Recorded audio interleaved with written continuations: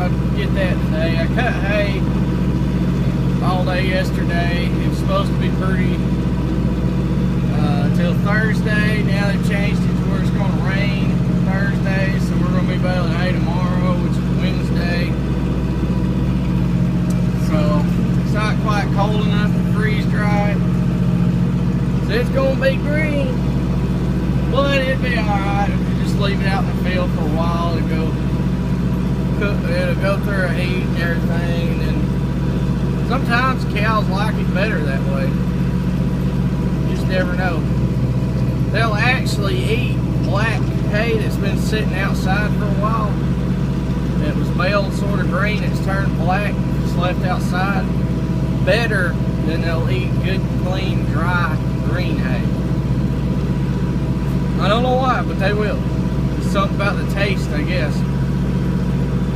But it's pretty weird when you see them do that. That's actually one of the best ways to feed Johnson grass, is bale it a little green and then leave it stacked outside. So then it'll start to break down and it softens those stalks up, so that way they can chew it whenever you get that winter to eat if you don't have a wrapper, which is what I'm about to get into. Somebody wanted to know what was my opinion on wrapping hay for basically silage. I think if you're in dairy or if you're feeding cattle to like calves in a feedlot or something, just feeding them out on a pasture every day, giving them feed and trying to put a gain on them, I think that it's probably a good deal. You could probably argue if the price is worth it, the extra expense on the equipment, everything to do it, but I do think it would help and it'd probably work out good if you've got brood cows like we do and they're just raising calves till 600 pounds. That area, 450 to probably 550 kind of in that area is where most people's calves when they sell them off will be. If you're just doing that, my opinion is it's a waste of money. It's a waste of time in our area anyway, and it's not worth the extra equipment cost, the expenses to do it, and everything else that comes along with it. Every area is different. Every place is different. The conditions that you have to raise an animal, so that all varies, but right here where we're at, it just doesn't make sense. It's more of an expense to take away from your actual return when you sell your animals. So basically the juice is not worth the squeeze. That's kind of my thoughts have always been about it. Of course, we don't creek feed. A lot of people creek feed their calves. They'll have a creek feeder set up. They'll feed their calves while their mamas are raising. We do not do that. We have always, right here where we're at, we're in a sort of a mountaineer area. Grass grows really good. You can run one cow to about 1.5 acres. So we don't need to creek feed. It's another input cost that just cuts into our profit. If the mama cow will not raise a 500-pound calf in a 6-month time period from the time it's born to the time that we sell it to go to the sale, she gets culled and sold off because she's no good. So that's kind of how. Now, if we overgraze the land, yes, I can see that. But if you keep about a cow to every 1.5 acres, you will do better profit-wise than you will putting a cow per acre, or even more than that, which is too many at that point. But if you will spend more money trying to feed those animals than you'll ever make. Either that, or you'll just basically, it'll equal out to the same thing, and all you've done is keep the equipment companies up and everybody else that you have to buy supplies from, feed companies and everything else. So it's not worth, not to mention all the extra work that you're going through for nothing. So it's not worth anything. That's one thing that we really look at the end of the day is you can go out there and you can raise this animal, say animal A. It's just like hay. I can go out there and I can bale a bale of hay, animal A. It can be the most perfect looking thing ever. It could be a show animal or just top quality competition style hay that you put up and get up. But if your input costs are outweighing the profit and you're putting this much input in and this is what you get in return, or say you go about it and you don't put as much inputs in, but you still come up with a pretty decent animal and a pretty decent crop of hay. Okay, well your input costs are down and your money's here. Alright? Well, if you go in and you spend a bunch of inputs to make it this perfect lush thing or perfect animal, yeah, you're going to get a little premium price, but with all your input costs, if you're nearly even, you lost this gap from here to here. So what good is it at the end of the day? Yeah, you can say, well, I did this, but ain't we all here to make money? I mean, we all love to do this, but we got to pay the bills somehow, and that's what it all boils down to. I'm not saying go out there and raise junk and grow junk hay and then sell it for whatever price and hope for the best. No, you still got to have good quality, but you can look at things and figure out what areas do you is not benefiting you enough to justify that, and that you can still get it very close to that product without that. You got to look at your bottom line. It's all business. You got to run it as a business. I mean, ideally you want to produce the best thing you possibly can, but if it don't make sense financially, what good is it? Because eventually you're going to run out of money and you're not going to be in business.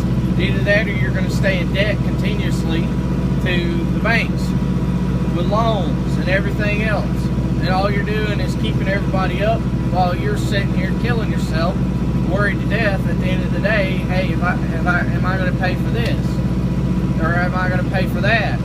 And you're not getting anywhere for yourself. And that's kind of the way I've always looked at it. But if a mama cow won't raise a 500-pound calf in 6 months, she leaves. She ain't staying, she's going. I'm not going to feed them creek feed, throw money down the drain, and be out that extra money when I know I can buy an animal that's better. For basically, most of the time you can get them for, depending on if you know what to look for, you can buy certain cattle that to raise a certain calf if you breed them to the right bull, and you get the same profit out of them as you can some high-dollar cattle. That's another thing that goes into it.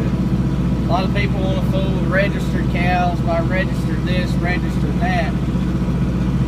Well, if you're selling them on a certain marketplace for registered animals, yeah, it works out. But if you're just taking them to the regular auction barn that's local, you can do some things a little different there and not be out all that money on registered cattle. And I'll tell you something about registered cattle.